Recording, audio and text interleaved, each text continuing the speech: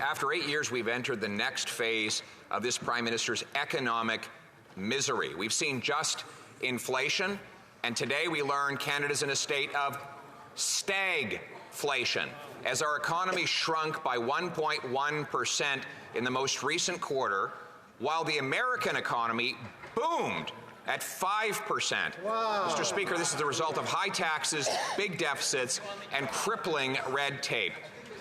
At the same time as the prices rise for Canadians, their wages are falling down. The economy is now smaller than it was on a per capita basis 5 years ago. Why is it that the American economy is roaring while this Prime Minister's economy is snoring? The Honourable President of the Treasury Board. Mr. Speaker, despite the trite rhymes coming from the other side of the House, I'd like to remind everybody in this House that we actually have an economic plan, unlike the opposition. Our GDP today, Mr. Speaker, is at 4.1% above pre-pandemic levels. That is higher than Italy, the European Union, France, and Germany, Mr. Speaker, and the IMF projects that Canada will have the highest economic growth in the G7 in 2024. Mr. Speaker, that's an economic plan at work.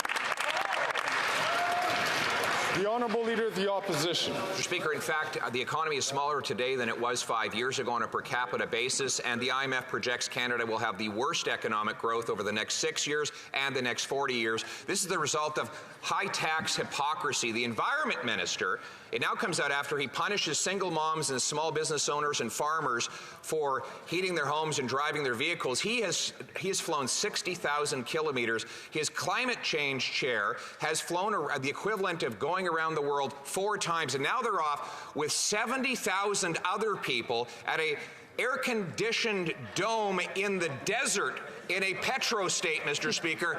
Why won't they park the jet, end the hypocrisy, and axe the tax? The Honourable Minister for Innovation.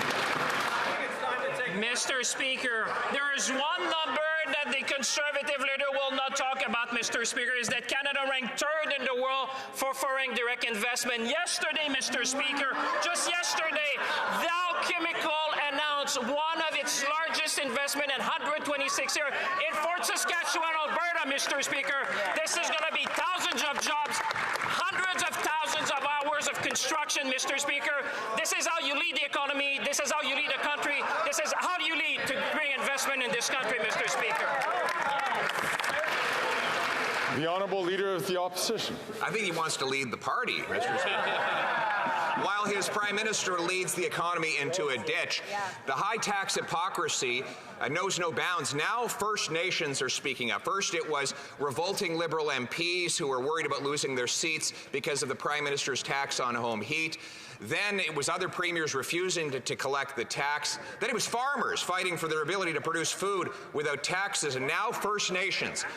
Over 100 First Nations communities have taken this government to court because they're violating the rights of our First People with the carbon tax on rural and remote people. When will they stop violating the constitutional rights of First Nations and axe the tax? The Honourable Minister. Well, first of all, Mr. Speaker, they're not our First People, but they are our First Nations, which are independent First Nations. And, Mr. Speaker, this government from no, they're not. Listen to that, Mr. Speaker. The colonialism in this place from the Conservatives just won't quit. I will say, Mr. Speaker, that we respect First Nations on this side. We know that they're leaders. That's why we've invested hundreds of thousands of millions of dollars in First Nations to ensure equity in water, in child welfare, and in housing, and we'll continue, Mr. Speaker.